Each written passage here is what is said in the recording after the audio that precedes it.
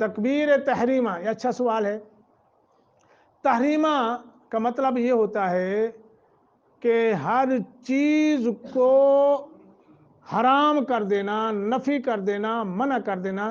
یعنی جب آدمی اللہ اکبر کر کے ہاتھ باندھ لیتا ہے تو وہ ہر چیز سے کٹ جاتا ہے۔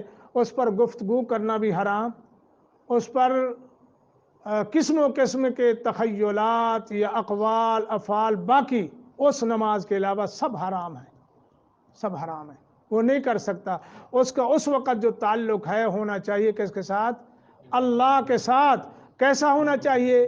وہ ایک حدیث میں آتا ہے کہ جب نبی صلی اللہ علیہ وسلم سے پوچھا گیا احسان کیا ہے تو آپ نے فرمایا احسان یہ ہے ان تعبد اللہ کأنک تراہ، کہ جب تو اللہ کی عبادت کر گویا کہ تو وہ اپنے اللہ کو دیکھ رہا ہے۔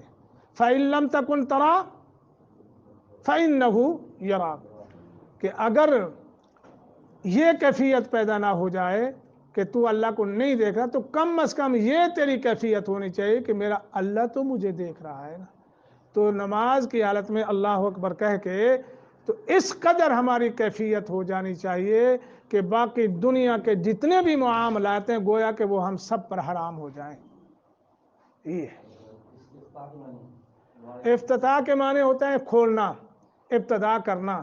جیسے سورۃ الفاتحہ کا معنی، فاتحہ کیوں ہے کہ یہاں سے قرآن مجید کی ابتدا ہوتی ہے، قرآن کو کھولا پڑھا جاتا ہے، تو اس لیے نماز کی شروع کہاں سے ہوتی ہے؟